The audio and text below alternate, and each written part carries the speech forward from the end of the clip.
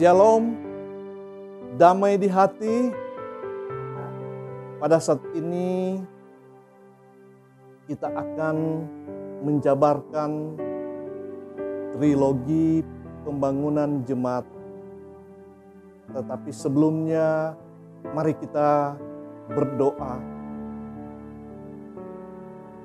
Ya Tuhan Bapa di surga, kami mengagungkan Engkau karena sesungguhnya Engkau adalah Juru Selamat kehidupan kami.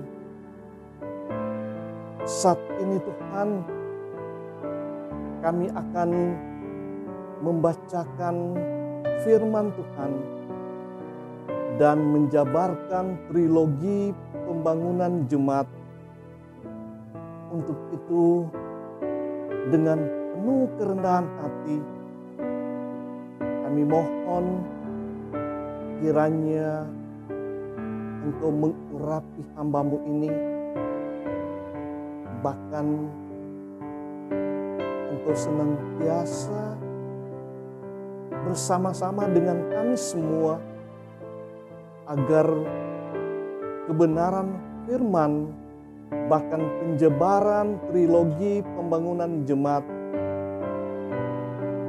boleh menjadi bagian yang integral dalam kehidupan kami. Teristimewa ya Tuhan, boleh menjadi suluh kompas dalam kehidupan kami semua. Bersabdalah Engkau ya Tuhan, kami sedia untuk mendengarnya. Di dalam nama Tuhan kami Yesus Kristus, firman yang hidup. Amin. Kita akan membaca firman Tuhan yang terdapat dalam Kitab Kudus Perjanjian Baru, Injil Markus pasal 16 ayat 1 sampai ayat yang ke-8. Dengan perikop kebangkitan Yesus. Setelah lewat hari Sabat, Maria Magdalena dan Maria ibu Yakobus serta Salome membeli rempah-rempah untuk pergi ke kubur dan meminyaki Yesus. Dan pagi-pagi benar pada hari pertama minggu itu, setelah matahari terbit, pergilah mereka ke kubur. Mereka berkata seorang kepada yang lain, "Siapa yang akan menggulingkan batu itu bagi kita dari pintu kubur?" Tetapi ketika mereka melihat dari dekat, tampaklah batu yang memang sangat besar itu sudah terguling. Lalu mereka masuk ke dalam kubur dan mereka melihat seorang muda yang memakai jubah putih duduk di sebelah kanan. Mereka pun sangat terkejut. Tetapi orang muda itu berkata kepada mereka, "Jangan takut, kamu mencari Yesus orang Nazaret yang disalibkan itu. Ia telah bangkit. Ia tidak ada di sini. Lihat, inilah tempat mereka membaringkan dia. Tetapi sekarang pergilah, katakanlah kepada murid-muridnya dan kepada Petrus, ia mendahului kamu ke Galilea. Di sana kamu akan melihat dia, seperti sudah dikatakannya kepada kamu." Lalu mereka keluar dan lari meninggalkan kubur itu, sebab gentar dan dahsyat menimpa mereka. Mereka tidak mengatakan apa-apa kepada siapapun juga karena takut. Dengan singkat mereka sampaikan semua pesan itu kepada Petrus dan teman-temannya. Sesudah itu Yesus sendiri dengan perantaraan murid-muridnya memberitakan dari timur ke barat berita yang kudus dan tak terbinasakan tentang keselamatan yang kekal itu. Sampai sejauh pembacaan firman Tuhan pada saat ini, yang dikatakan berbahagia adalah kita semua yang mendengar serta menaruh dalam hati kita masing-masing. Amin. Tibalah saatnya kita akan menjabarkan trilogi pembangunan jemaat dari tanggal 17 sampai tanggal 23 April tahun 2022. Tema bulanan solidaritas yang paripurna. Tema mingguan, jadilah pewarta kebangkitan.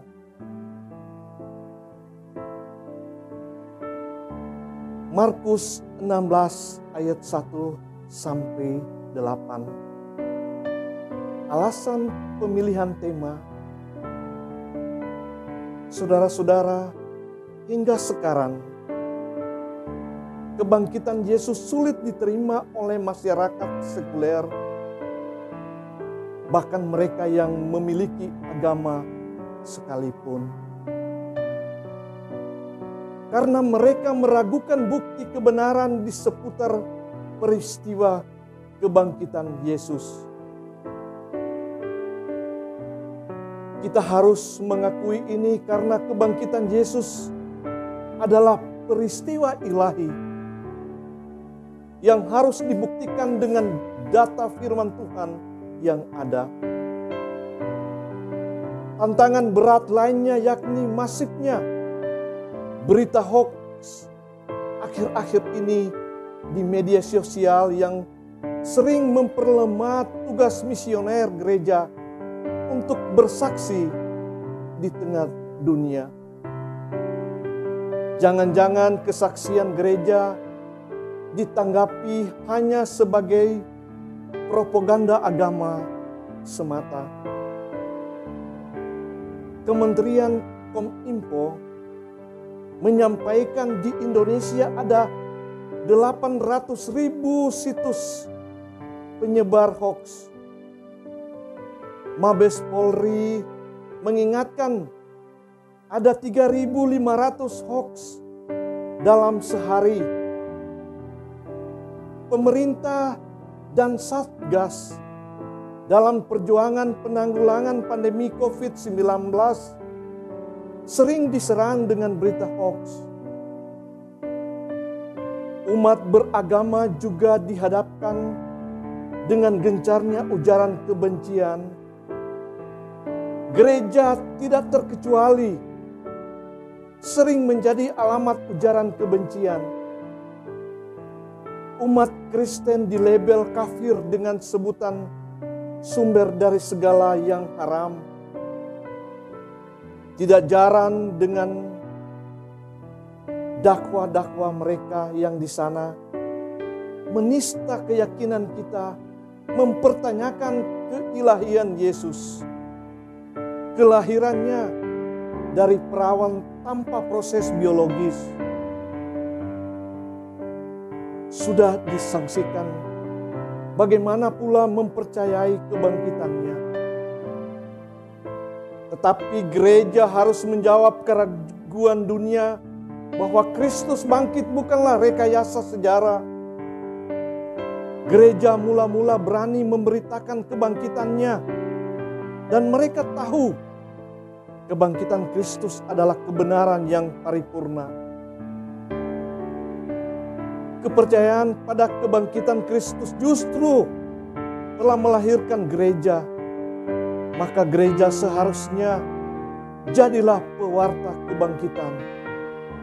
Demikianlah tema yang digagas, mengingatkan tugas misionernya sebagai pewarta kebangkitan. warga yang harus masif tentang karya Allah yang menyelamatkan. Pembahasan tematis, pembahasan teks Alkitab. Salah satu latar belakang penting dalam Injil Markus tentang tema ini ialah Yesus berhadapan dengan keyakinan orang Saduki yang tidak percaya tentang kebangkitan. Selanjutnya, kaum Saduki dan para lawan Yesus meragukan keilahiannya. Karena itu, tidak heran Injil Markus dibuka dengan kalimat ini. Inilah permulaan Injil tentang Yesus Kristus Anak Allah. Fakta yang mencolok dari berita kebangkitan adalah kaum perempuan sebagai saksi pertama. Keempat, kitab Injil serentak mencatat laporan ini. Sungguh mengejutkan dan terasa aneh karena perempuan pada zaman itu bukanlah tipe orang yang dapat dipercaya untuk urusan kesaksian. Tapi Injil Markus punya kiat tersendiri untuk konsisten dalam pemberitaannya, agar fokus berita tidak diletakkan pada keterlibatan perempuan dalam peristiwa kebangkitan. Tetapi Yesus bangkit adalah subjek dari seluruh cerita dalam sejarah keselamatan Allah. Keterlibatan figur perempuan yang pasti punya makna tersendiri.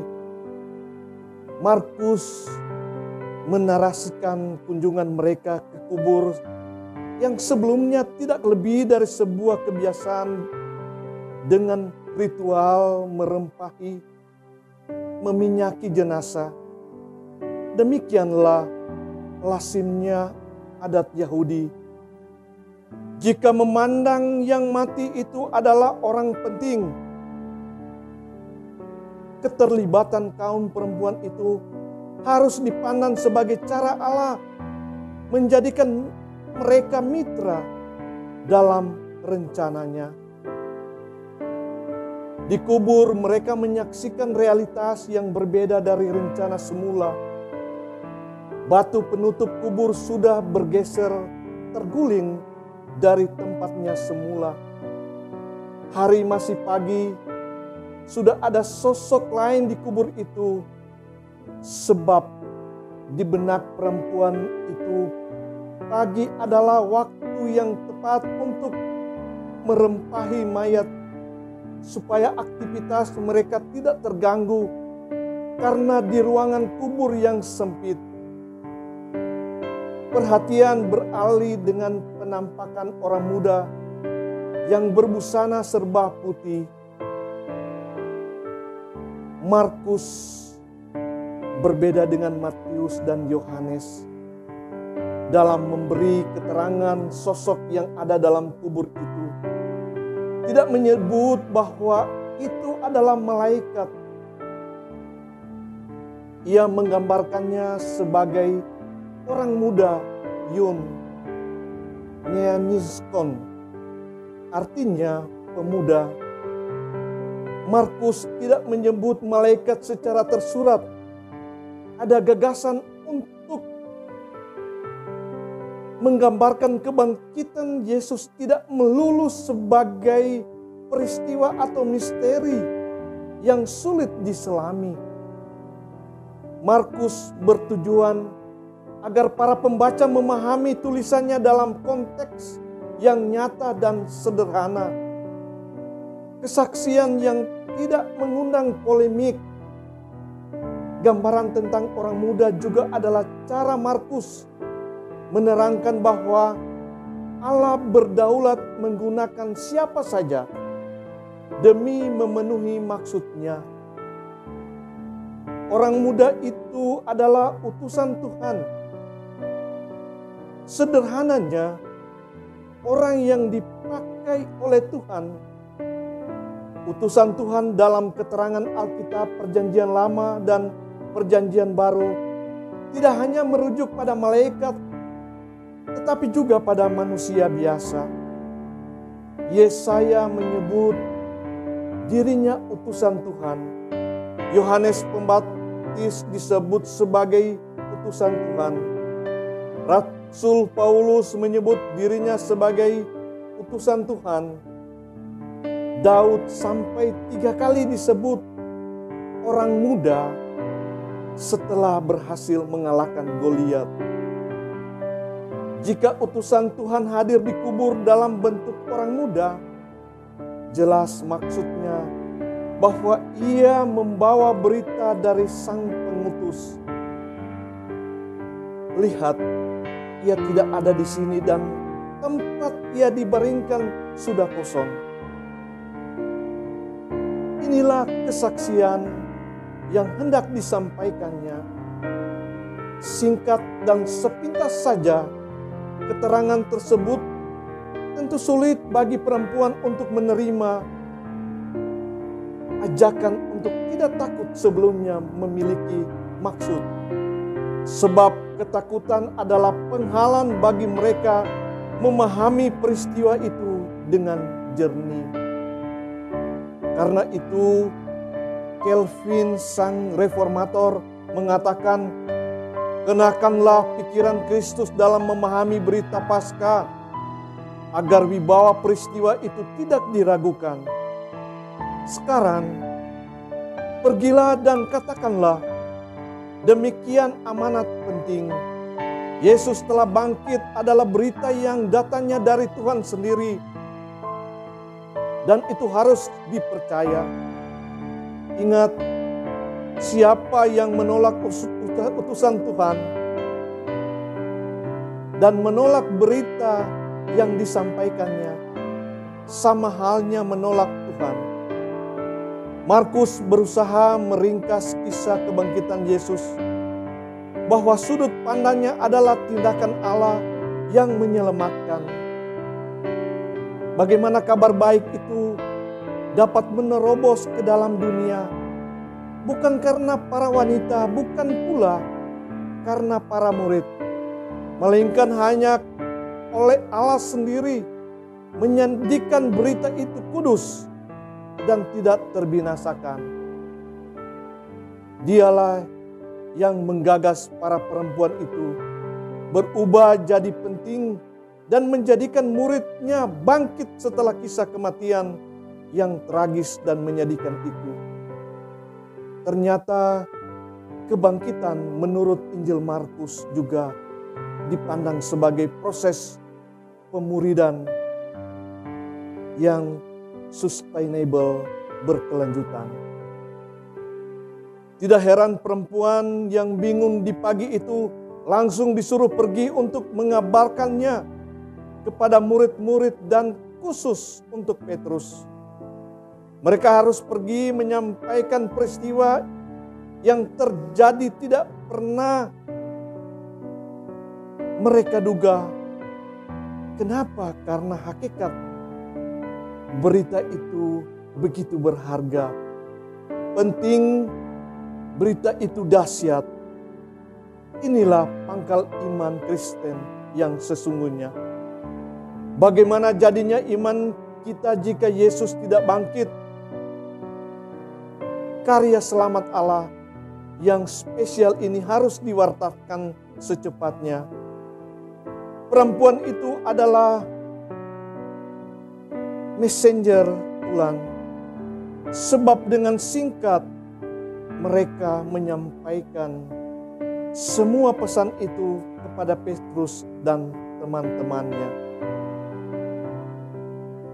Makna dan implikasi firman. Doktrin gereja tentang kebangkitan Yesus adalah yang paling fundamental. Keyakinan akan kebangkitan adalah dasar iman Kristen. Paulus mengatakan, jika realitas kebangkitan Yesus disangkal, maka iman Kristen menjadi hampa dan sia-sia.